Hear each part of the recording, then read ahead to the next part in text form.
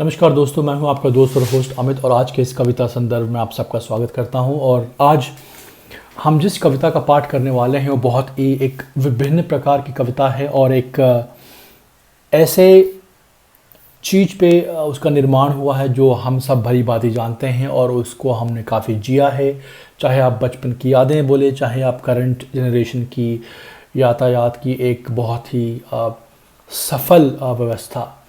तो मैं बात कर रहा हूँ एक पोएम के बारे में जिसका निर्माण किया है माननीय मजाज लखनवी, जो कि बहुत ही प्रचलित शायर रहे हैं। और इन्होंने एक बहुत ही शानदार पोइट्री लिखी है रेल के ऊपर कि रेल की जो रेल पटरी पे चलती है वो किस हिसाब से फील करती है, उसका ओवरऑल फीलिंग क्या है, उसके चरित्र को उन्होंने एक चित्रण किया है बहुत ही ख़ास तरीके से। और मैं जानता हूँ कि अगर आप सब लोग ये इसको गौर से सुने तो कहीं ना कहीं आप लोग इसकी सराहना ज़रूर करेंगे, क्योंकि जो लेखन उन्होंने की है रेल की चरित्र के बारे में वो बहुत ही सराहनीय है। तो शुरुआत करते हैं, मैं आपके लिए पेश करता हूँ। और इसमें बहुत सारे वर्ड्स उर्दू के हैं जिनके मैं मीनिंग्स एक डिस्क्रिप्शन बॉक्स में डाल दूँगा। तो अगर आपको उसका अर्थ जानने की एक उत्सुकता है तो पहले आप उसको पढ़ लीजिएगा, फिर आप पोएम सुनिएगा, आपको कुछ अधिक मज़ा आएगा उसके बारे में। सुनिए आप, वो कहते हैं, फिर चली है रेल स्टेशन से लहराती हुई, नीम शब के खामोशियों में ज़ेर लब गाती हुई।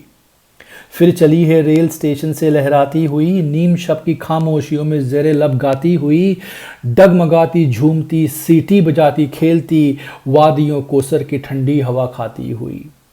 जैसे मौजों का तरुन्नुम, जैसे जल परियों के गीत, एक एक लय में हजारों जमे गाती हुई, नन्हियालों को सुनाती मीठी मीठी लोरियां, नाज़नीनों को सुनहरे ख्वाब दिखलाती हुई। ठोकर खाकर लचकती गुनगुनाती झूमती, सर खुशू में घुंघरुओं के ताल पर गाती हुई।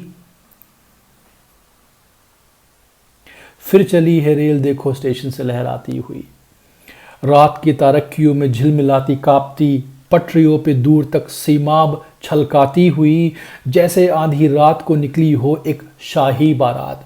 यहाँ आप शब्दों का खेल देखो, कहते हैं जैसे आधी रात को निकली हो एक शाही बारात, शादियानों की सदा से वज्द में आती हुई। तेज तर होती हुई मंजिल ब मंजिल दम बदम, राफ्ता राफ्ता अपना असली रूप दिखलाती हुई। सीनाए कौसर पर चढ़ती हुई बेइख्तियार, जैसे एक नागन जिस तरह मस्ती में लहराती हुई, एक बगुले की तरह बढ़ती हुई मैदान में, जंगलों में आंधियों का जोर दिखलाती हुई।